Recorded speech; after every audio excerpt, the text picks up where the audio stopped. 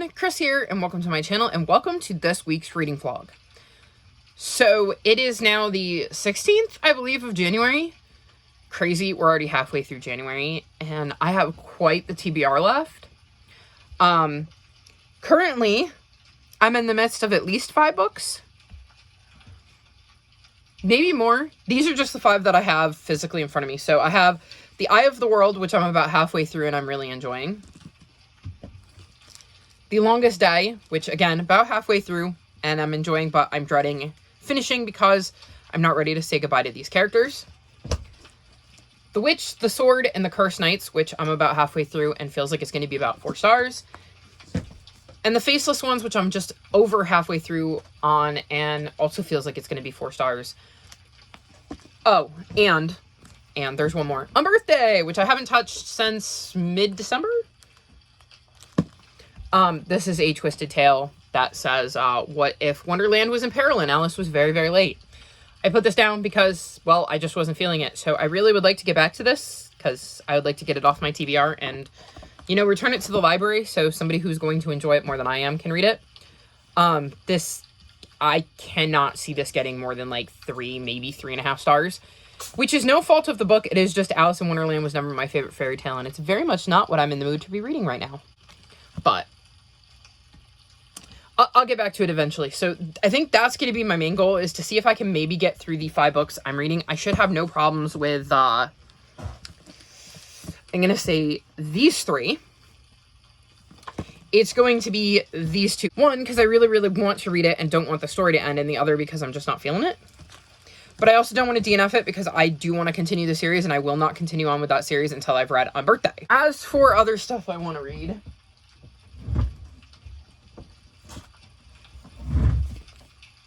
I want to read Royal Assassin. I probably would have started this except for the fact that I don't want to be reading multiple adult chunky fantasies at the same time. And I have 3 more left on my TBR because I have, well, my tentative TBR. It's not my phase 10 TBR. I have no idea what is left for that. I would have to look and I can't really do that right now. But on my would like to get to in the month of January TBR, I have Royal Assassin,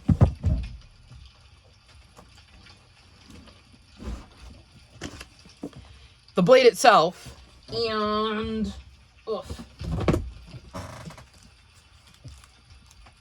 Speaking Bones, and this book is over 1,000 pages. No idea how I'm supposed to finish all 3 of those and the other half of Eye of the World in the next 2 weeks, but we'll see what I can do. I do know this one is not on my phase 10 TBR, so I can take my time with it if I really, really want to. So this is less of a priority, but we will see how it goes. Other than that, I don't really have any concrete plans. I would just really like to continue to get through my adult fantasy and maybe, like I said, make some headway on my insanely bloated TBR, but we'll see how it goes. Hopefully, like I said, I will also be better at vlogging this week. I spent so much time editing last week that I just didn't check in and felt like I hadn't read, so I didn't see the point in checking in, and then I realized how much I had read at the end of the week when I was like, oh, crap, it's Sunday. I should really know what I've read this week, and went, oh, wow, I've read a lot more than I thought I did. So, yeah. Anyways, I'm gonna go read and see how much of that I can get through, and hopefully I will check back in with you soon and not on Sunday night or Monday morning, like not an entire week from now, to let you know how I'm doing.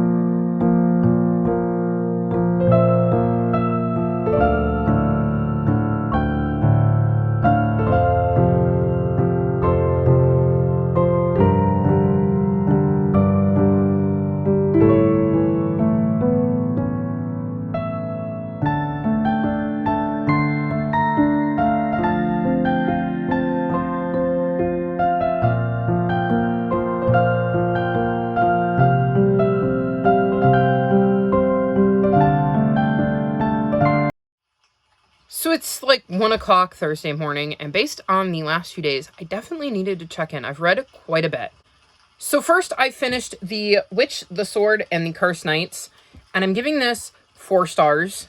So in this book, we're following Ellie, who is part fairy and part witch, and is really denying her witch heritage because in their world, it is not a good thing to be a witch. Witches are seen as evil.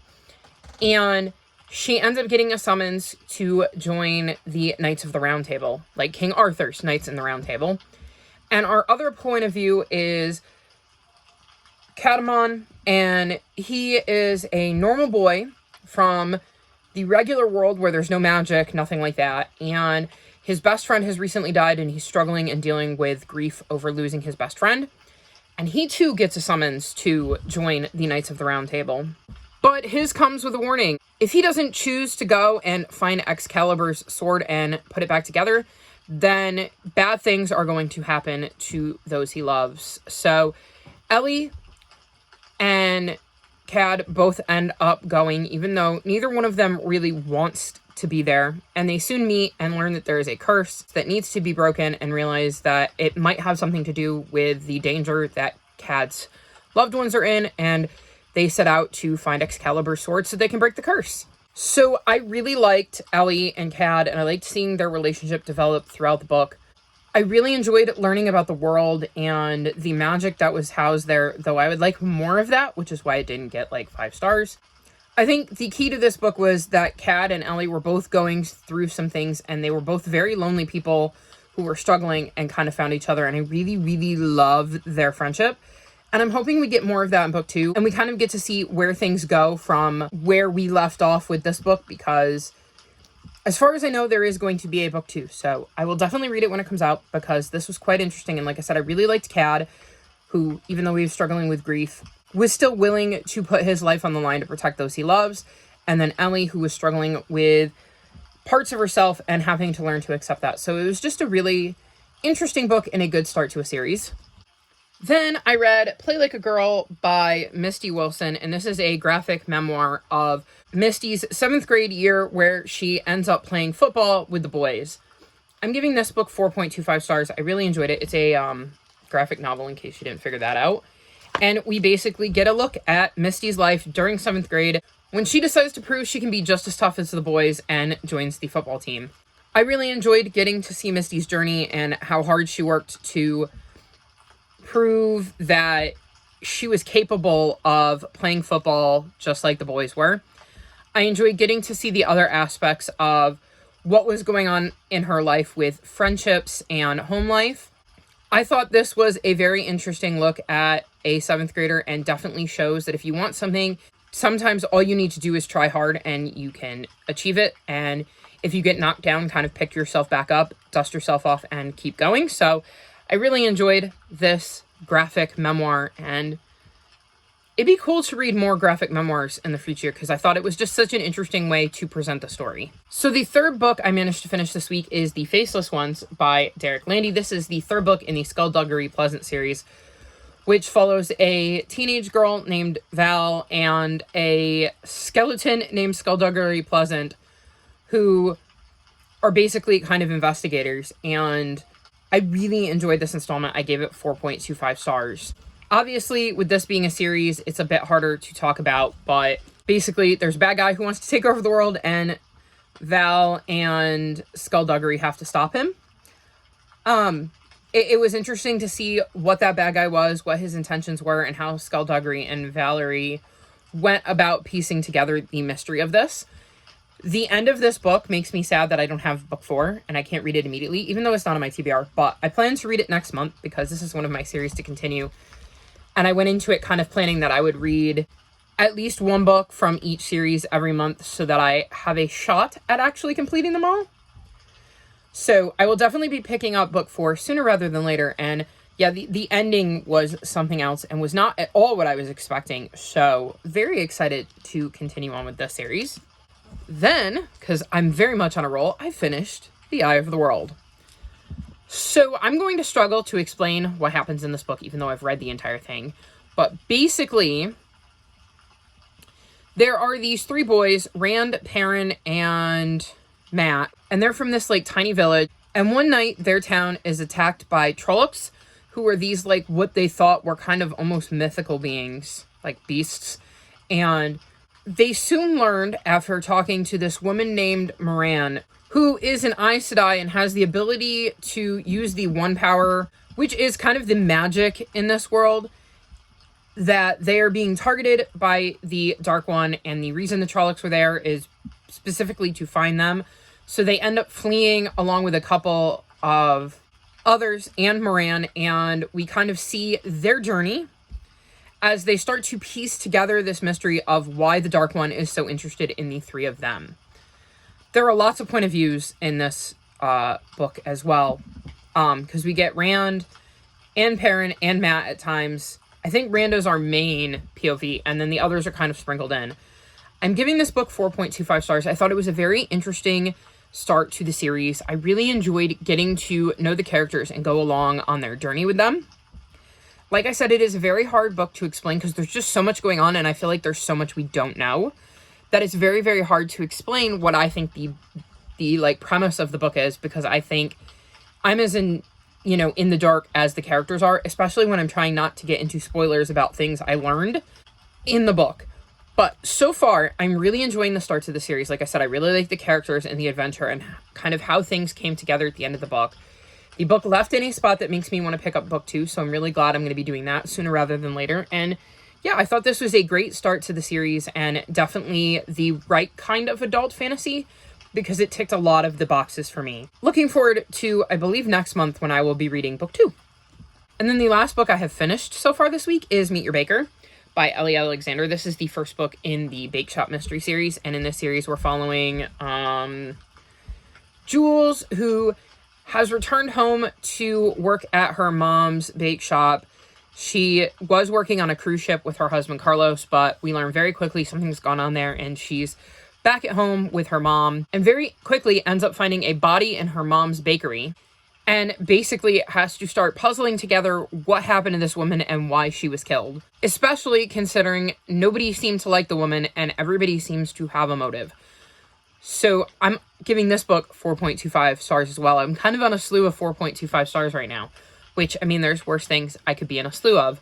But I really enjoyed the mystery of this book. I did not piece it together until the very, very end, when I was like, okay,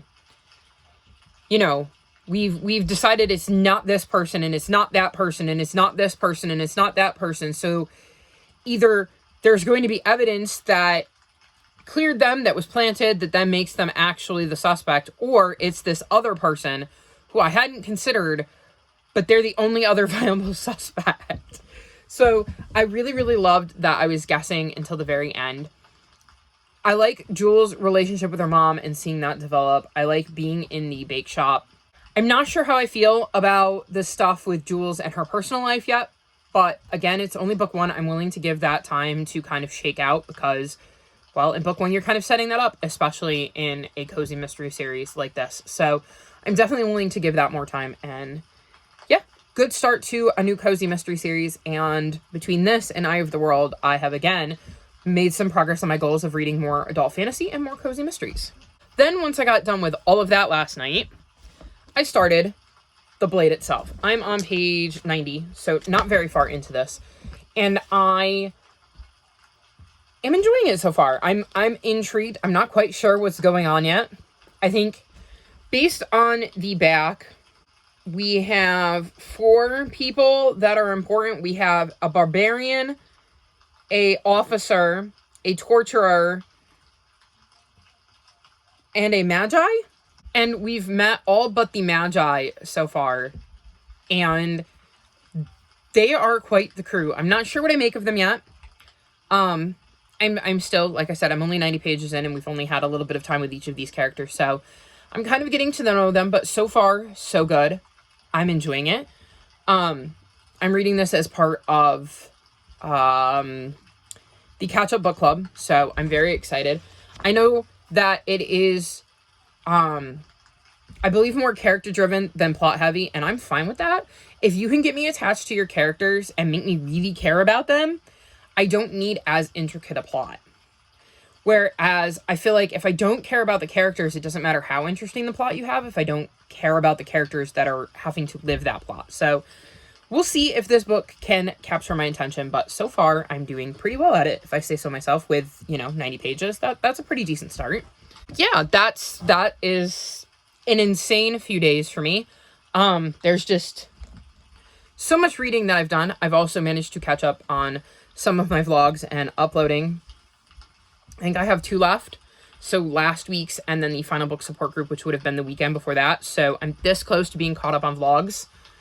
I keep wanting to look at the calendar, but it's still December. I got the notice that my calendar shipped today. So hopefully I will be able to figure stuff out a little bit more easier in the coming weeks. But yeah, I finally got my book haul for July, August, and September up, which means I can film October, November, and December's. So we're getting there. I'm hoping by maybe mid next week, I could be basically caught up. I have my summer covers vlog, which I still have to edit. But if I can get that edited and uploaded and scheduled, then I would consider that caught up, because I can't make my 5 on Fridays go out any faster than I have Fridays. And my next 2 5 on Fridays are my top 5 favorite books in a series and my top 5 standalones of 2022. So I want to do them first. So I have 2 Fridays before I would need to get that one out. Then I would like to do my fall covers because, well, I've got part of that filmed. And that gives me a little bit of time to read the last book for that. And then I believe I have my last round of 5-star predictions from 2022 that I need to film. I think I only have 1 book left for that to film too. So if I can kind of get that all uploaded, even if it can't go out yet, then at least it's uploaded and set and ready to go, and I can kind of stop worrying about it because I've done all the work that I can do on it. I just have to wait for Fridays to come so that I have, time to post it, because they're 5 on Friday videos. So other than that, though, I think I'm this close to being caught up, and then I can focus on filming my last on haul for the second half of 2022, my last book haul of 2022, and then I want to do an entire owned TBR, because I'd like to share with you guys all of the books I have that I haven't read and get your opinions on some of them. What should I read? What should I prioritize? And I'd like to make a paper for the board that does kind of like a viewers recommend thing or something like that, where I purposely, when I pull that, have to pick randomly a book out of the comments or something. So I think that's my plan. I'll probably work on some editing tonight, but I'm also planning on reading. I don't know what yet. I might read The Lightning Thief because my audiobook hold finally came in, and I've been very excited to do my reread, so I might turn that on tonight. We'll see. But yeah, I'm going to go, and I will check back in with you soon when hopefully I have another update, and we'll see whether it is before Sunday night or not. Who knows? Maybe I will have such a successful reading week that I will check in 3 times this week. That would be something, wouldn't it?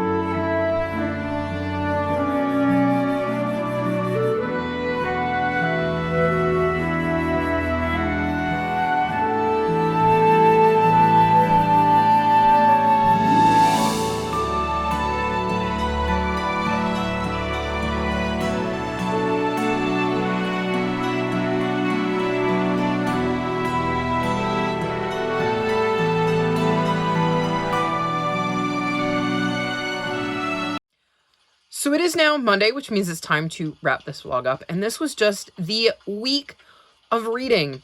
I have an entire another pile of books to talk about. So let's just dive in. because apparently all I did in my spare time this week was edit and read. So first, I finished The Blade Itself by Joe Abercrombie, and I'm giving this 4 stars. So in this book, we have multiple POVs, and we have all different sorts of characters. I mean, one of them is a, like, torturer, and one of them is an officer. Actually, I think 2 of them are an officer. We have one who kind of seems like a bandit, a couple of magi. Like, this book just has all different sorts of points of view, and we're kind of following their journeys and learning who these characters are and kind of getting a feel for the world and the characters. It's not a very plot-driven book. There doesn't seem to be much plot in this. I think this book is really just setting up who the characters are, what their motivations are, and what they want out of things. I believe I've heard that as you go along in the series, you get more plot, but this first book is very, very character-driven, and I am very, very intrigued. Some of the characters I like more than others. There are some I am more intrigued about than others. I have no idea where this is going and who the good guys are and who the bad guys are, and by the end of the book, I had changed my mind multiple times on the answer to that question, so it's going to be very interesting to see where book 2 goes, and I'm very, very excited to be reading that. I believe in March, because I'm reading this as part of the Catch Up Book Club, and I believe we're doing this for January and February, so then the second book would be March and April. I believe that's how it's going to work. So I'm very excited to continue on with the series at some point, though. Next, I read The American Roommate Experiment, and I'm giving this 4 stars. So this is the sequel to The Spanish Love Deception, and it's a kind of a companion novel, and we're following Rosie and Lucas. And basically, through a haphazard set of circumstances, Rosie and Lucas end up having to share a studio apartment. And Rosie's been experiencing some severe writer's block, and Lucas decides to help her jumpstart her romance writing by bringing her on a series of kind of fake dates to kind of spark some creativity, some imagination, to really loosen up that writer's block. And, well, things progress from there. So the reason this gets 4 stars is because I enjoyed most of it. And then it got too spicy for me. Like, a lot. And I was listening to the audiobook, so you should have seen me during the spicy scenes trying to tune out the audiobook until I got past the spicy scene while paying enough attention that if something important happened or the spicy scene got interrupted for some reason, I was still tuned into the book. I don't think if you like spicy romances, that's going to bother you at all, so you might even enjoy this more than I did. I really liked Rosie and Lucas and how their relationship developed. I wasn't a huge fan of the audio narrator for Lucas's character, but Rosie's was fine.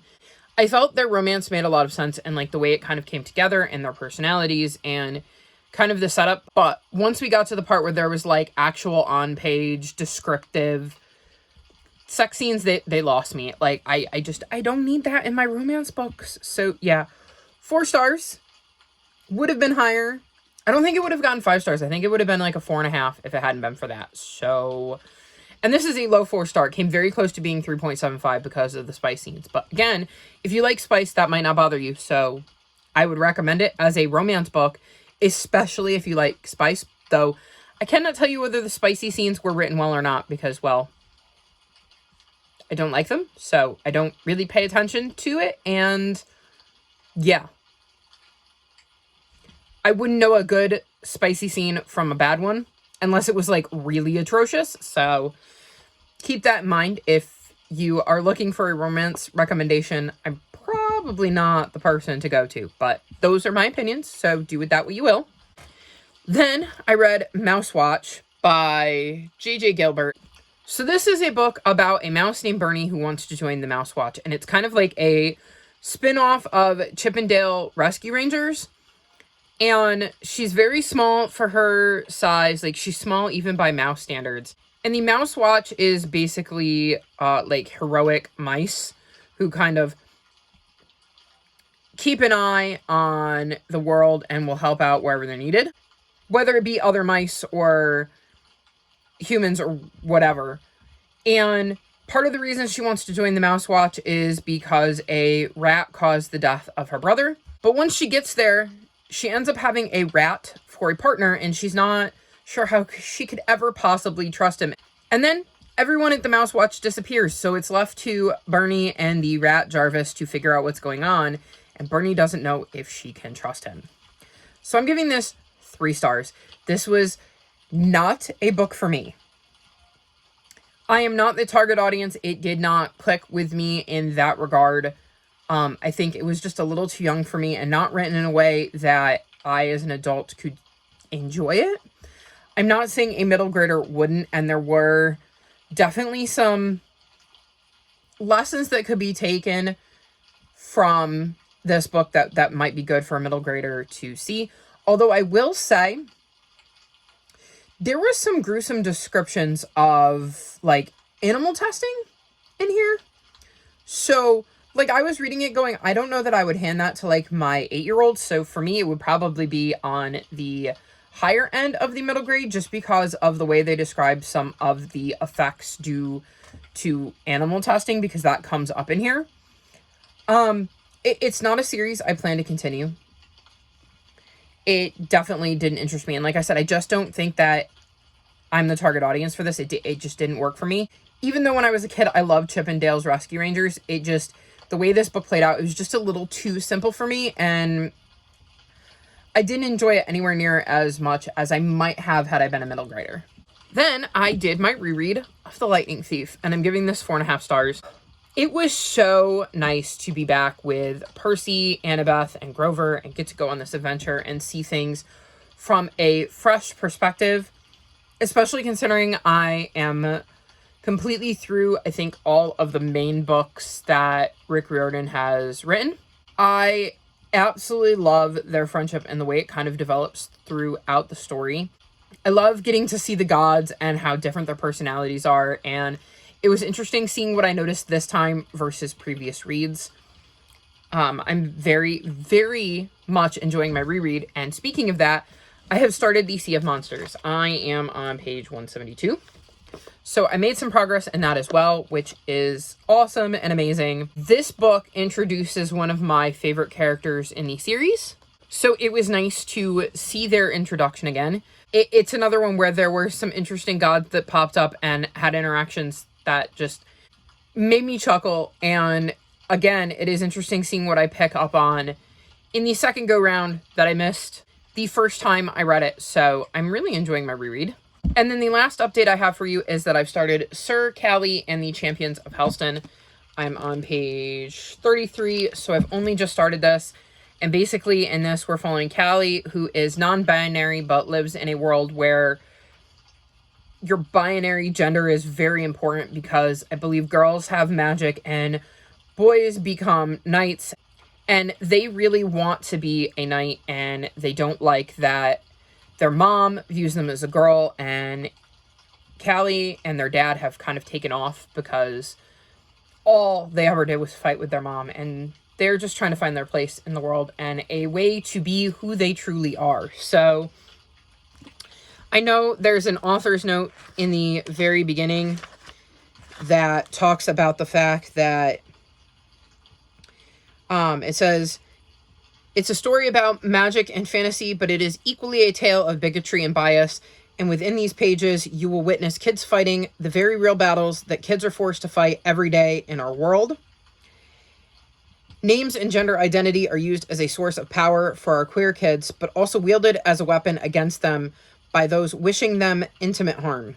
So it warns that if this is kind of too close to home, set this book aside until you're ready. Callie will still be here for you when you are ready. It says, every person and every character's path through the darkness is different, and I hope the stories of these journeys will help you find your own. Know that you are not alone, no matter who tries to make you believe otherwise. And then there are some resources, and it includes the links to the Trans Lifeline, Child Help, and the Trevor Project. And Esme wraps it up with, you are loved and you are enough exactly as you are. So this sounds like it's going to be very, very hard-hitting and close to home. So yeah, it definitely sounds like it's going to be an interesting read, and I'm really excited to be reading a book with a non-binary protagonist. And I'm looking forward to seeing how Callie manages this journey in a world that seems very focused on you know, the male, female genders and the roles they play and what you're allowed to be, and how Callie is going to probably, hopefully, turn that on its head. So I'm looking forward to reading this. So far, so good. And that's everything. Like I said, it was a incredibly busy week of reading. I am officially caught up on vlogs. This is the only vlog that is not currently sitting on my channel. Vlog 69 has not gone out yet, but it is uploaded. So that should be going out in the next day or so. And then hopefully I will have this out by the end of the week. And yeah, it is very, very weird being caught up with my editing. Oh, we couldn't have a video without a CLE. She had to get in here at the last moment. So helpful. So very helpful. Anyways, as of right now, my summer covers vlog is uploaded, though I don't know when I'm going to be posting that. Like I said, vlog 69 is sitting on my channel. This video is edited except for this clip, which I can't edit until I film it. My 5-star vlog from the end of 2022 is edited, except I have one more book that I need to film. So once I film that and wrap that up, I can edit that. And then I have my top standalones of 2022. And once I edit that, every bit of footage on my phone will be edited, which would leave me with the stuff I'm behind on filming, as my fall covers, because I have the 4 books sitting right here that I need to film for that. And then I've read a winter cover, so I need to start that vlog. Other than that, I think I'm caught up. I mean, I have stuff I would like to film, but like those are the main things that I really need to get on top of. So hopefully by the end of January, I will be kind of caught up on all of that. But yeah, very, very productive week, and I'm quite happy with my progress. So that's all for this vlog. I mean, it's quite a bit. So like I said, very, very happy with everything I've accomplished this week. All of my social media is linked in the description below if you'd like to come chat with me. If you've made it this far in the video, leave me mouse emojis. Like this video and subscribe to my channel, and I'll talk to you next time. Bye!